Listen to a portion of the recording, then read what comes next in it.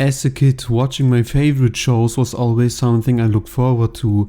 Be it the charming characters, storyline or atmosphere and tone, these series sparked my imagination and in the best cases taught me something along the way. But as someone who loves games and would prefer one over every show or movie, there was another idea that captivated me. Whenever I saw a show with a world I wanted to participate in, there was a desire to explore said world within a game. I mean, it's great to see the adventures of the protagonist through their eyes, but I always wanted to discover all these locations for myself, creating my own adventures with the characters from the show. Because of this urge, I love most of the licensed games being released additionally, no matter how rough around the edges they appeared to be. After all, as a child there was no difference between the SpongeBob and the Mario game to me. I had no idea of budgets and different companies following different objectives. Today it's more than clear that most licensed games want to promote whatever is currently running, sometimes without any regard of the quality, and due to this plan of only primarily advertising a show, some licensed games tend to have no ambition whatsoever and will only be enjoyed by clueless kids. Like me back in the day. Recently I just watched the newest trailer for SpongeBob the Cosmic Shake and it made me think, what if there's the chance of actual quality licensed games on the horizon again? And why do I think that it's the time right now? Let's find out. Before we get into the topic, it's important to pin down why there's even the desire for more quality licensed games. Back in the GameCube and PlayStation 2 days, licensed games reached their zenith and are still praised today for how immersive they accomplished it to capture the world of different shows. I think the two main examples when discussing fantastic ones are always SpongeBob Battle for Bikini Bottom and Simpsons Hit and Run, and with good reason. The former is an amazing 3D platformer on its own and makes great use of all the quirks, locations and moves from the show. This fact is emphasized by the rehydrated remake released last year, which sold satisfactory and left fans in desire for more. The other one is my personal favorite and was just the perfect realization of Springfield. It's basically baby's first GTA because everything you do is drive around, talk to people, fulfill different missions and, most importantly, destroy everything around you. While the gameplay per se is nothing special and certainly only fine, the exploration is where the game truly excels. Granted, there aren't actually many secrets to discover and most of the collectibles are rather easy to find, but it's the game world which just felt like a dream come true for every Simpsons fan, and because there was never the chance to explore set pieces from the show to this extent, it didn't matter if there was no incredible discovery at the end of a secret path due to the many Easter eggs and little jokes that basically functioned as a collectible on its own. Each world was surprisingly big, and even though some places got reused in later parts of the game, they still portrayed them from a different angle. I'm honestly to this day still shocked with how much detail each map was designed and how many secret passages could be found. Everyone searched for the hidden free vehicle in each map and it was always so satisfying to find one in the most unexpected places. Speaking of, the true star of the game were different cars based on episodes of the show, and even though I didn't know most of them as a child, they all just looked so different and fun that I wanted to buy them all. The same goes for multiple playable characters which all had unique lines and even different costumes available for money. SpongeBob did the same thing and let us play with 3 characters, all with different moves and actions. Most of the worlds were of course inspired by locations from the show, just like in The Simpsons, but here they managed to create convincing level design and fun challenges that worked apart from the benefit of playing with a well-established series. Yes, they are always created with advertisement in mind, but the developers have to consider the fact that the gameplay should be enjoyable even for people that have nothing to do with the franchise. SpongeBob Battle for Bikini Bottom is a great SpongeBob game, but it's also a great,